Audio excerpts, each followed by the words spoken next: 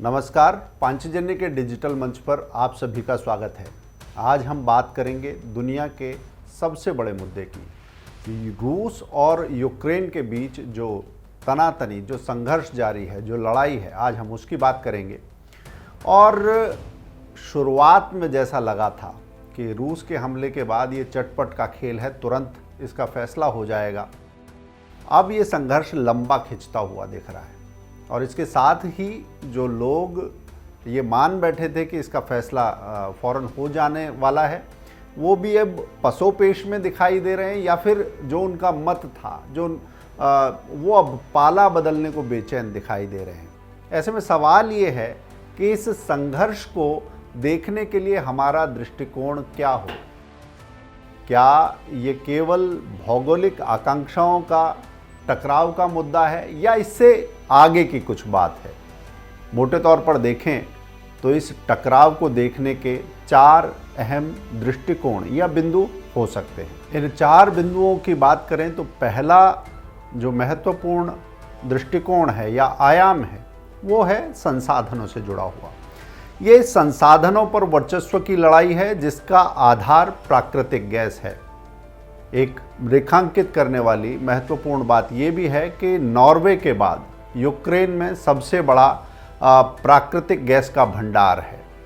दूसरा आयाम है पश्चिमी दृष्टिकोण। क्या हम इस लड़ाई को केवल वेस्ट के एंगल से, या पश्चिम जिस तरीके से प्रस्तुत करता है, केवल उस तरीके से देखकर इसे समझा जा सकता है। पश्चिम का दृष्टिकोण एक तरफ खुद को मानवाधिकार का चैंपियन बताता है, संवेदना भरी स्टोरीज चलती हैं, और दूसरों को अधिनायकवादी लेबल करना, बाकी सब का शासन तानाशाही है।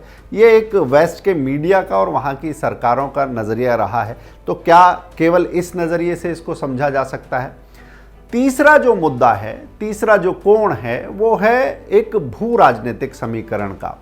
यूक्रेन का नाटो खेमे में चला जाना, नाटो का फिर उससे छिटकना, रूठना, मनाना, और उसके साथ रूस की सीमा तक नाटो का दखल बढ़ना, ये जियोपॉलिटिक्स का एक बड़ा, हम कह सकते हैं कि एक फ्लैश पॉइंट बना हुआ है। वहाँ बहुत महत्वपूर्ण ये जगह है।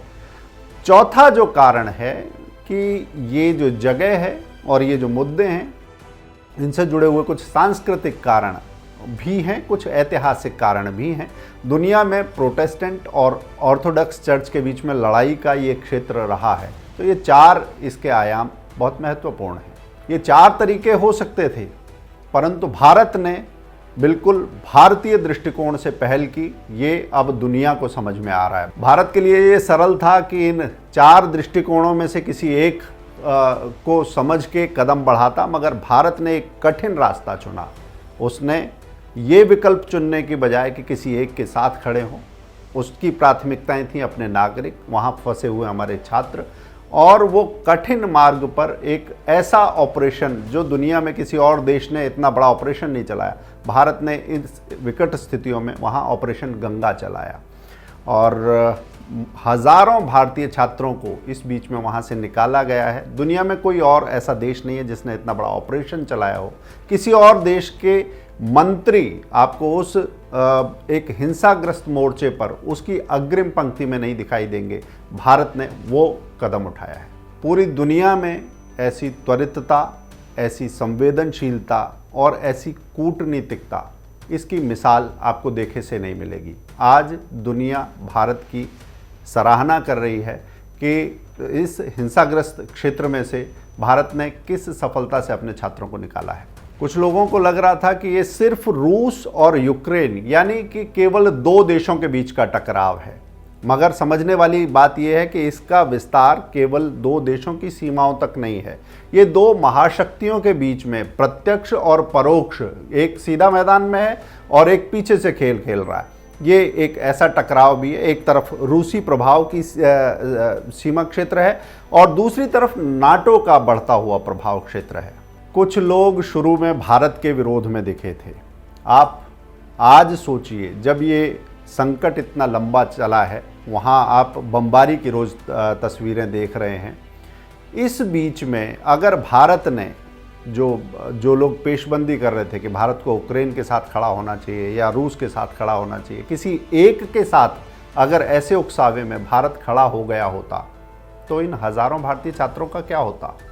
एक की पीठ पर हाथ रखकर दूसरे को ललकारने का खामियाजा ये भारतीय छात्र तब भुगतते, और शायद पूरी दुनिया में भारत के राजनीतिक गलियारों में भी भारत की किरकिरी करने वाले लोग कम नहीं थे। भारत के पक्ष को समझने के लिए ये भी जानना आवश्यक है कि भारत केवल राहत अभियान नहीं चला रहा है। भारत ने इस बीच में यूएन से बात की है। उसने बताया कि हम प्रभावित पक्षों से संपर्क में हैं और हमने उनसे आग्रह किया है कि हल वार्ता से ही निकलेगा, लोगों से वार्ता की मेज पर लौटने का आग्रह किया है। भारत ने इस बीच में पिछले सप्ताह फ्रांस के राष्ट्रपति मैक्रों से बात की है, भारत ने अमेरिका से बात की है।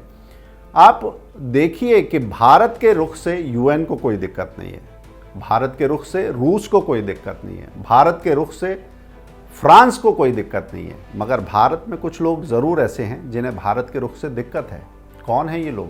भारत में रहकर भारत को कोसने वाला ये जो वर्ग है, उनकी दिक्कत पोलैंड के राजदूत के बयान ने भी बढ़ा दी। उन्होंने कहा कि रूसी हमलों और अत्याचारों का हाल ये है जैसा भारत में मुगलों का हमला था और राजपूतों पर अत्याचार किए गए थे। गौर कीजिए, मुगलों के अत्याचार जिन्हें रूपक के तौर पर भी स्वीकार नहीं है, वो वर्ग अभी पूरे यूक्रेन संकट पर, पूरे रूसी हमलों पर एक तरह से चुप्पी की चादर ओढ़े बैठा है। वास्तव में ये संकट चुनिंदा चुप्पियों से हल होने वाला संकट नहीं है। ये हल होगा सबको साथ मिलकर काम करने से। हड़बड़ी में कोई गड़बड़ी हो सकती थी। भारत ने बड़े सधे कदम उठाए हैं और आज जो राहत अभियानों में जो विमान जा रहे हैं वो सिर्फ वहाँ से फंसे हुए छात्रों को लेकर आने का काम नहीं कर रहे हैं। जब वो विमान जा रहे हैं तो उनके साथ में बड़ी मात्रा में राहत सामग्री भी भेजी जा रही है। तुर्की और पाकिस्तान तक के छात्र इस तिरंगे की ताकत को आज महसूस कर रहे हैं। जिन विमानों पर तिरंगा निशान है उन्हें सुरक्षित रास्ता मिल रहा है, जिन वाहनों पर तिरंगा है उन्हें एक सुरक्षित कॉरिडोर मिल रहा है, और पाकिस्तान और तुर्की तक के छात्र ऐसे हैं जिनके वाहनों पर तिरंगा लगा था, इस कारण वो सुरक्षित निकल पाए। ऐसे वीडियोस बार बार सामने आ रहे हैं। भारत ने सही रास्ता चुना, ये समय से सिद्ध हुआ है, मगर इस समय भी कुछ लोग झूठे वीडियोस के सहारे, राजनीतिक प्यादों के सहारे और इन वीडियोस को राजनीतिक पूंजी की तरह भुनाने की जिद पाले बैठे हैं। वास्तव में ये ऐसे लोग हैं जिनकी चिंताएं इस देश की नहीं है, जिनका विमर्श इस देश का नहीं है। ये समय है नैरेटिव को ठीक करने का और ये समय है झूठे विमर्श को बुहारने का।